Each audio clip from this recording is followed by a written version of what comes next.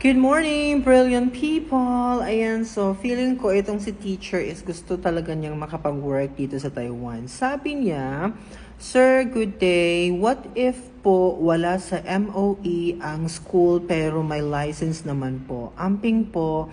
Okay, so I think tinatanong ni teacher is yung status ng kanyang school. Kasi dito po sa Taiwan, meron po kasi silang listahan ng mga schools na pwede lang mag-apply.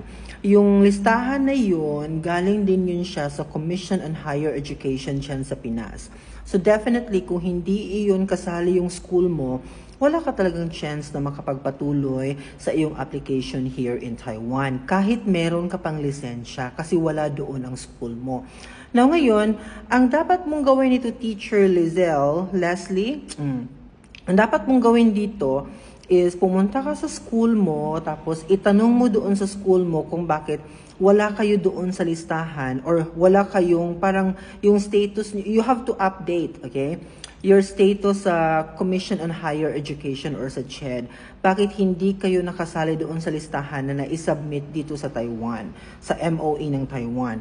Kasi definitely may mga nangyayari, may mga some teachers din kasi before, kasabayan ko, na katulad ng sitwasyon mo.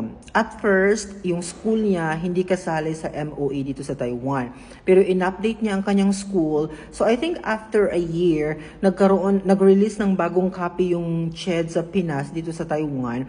And then yun, nakasali na doon sa listahan ang kanyang school. Kasi na-update na nga. Kasi minsan yung pag-update lang ang kulang dyan.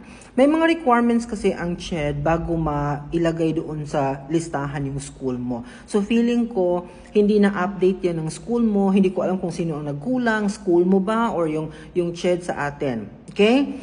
So, all you need to do is to go to your school, i-ask mo yung sitwasyon mo, ano yung reason kung bakit hindi kayo nakasali doon sa listahan, and then kung pwede namang gawa ng paraan, so magagawan talaga yun ng paraan. Okay?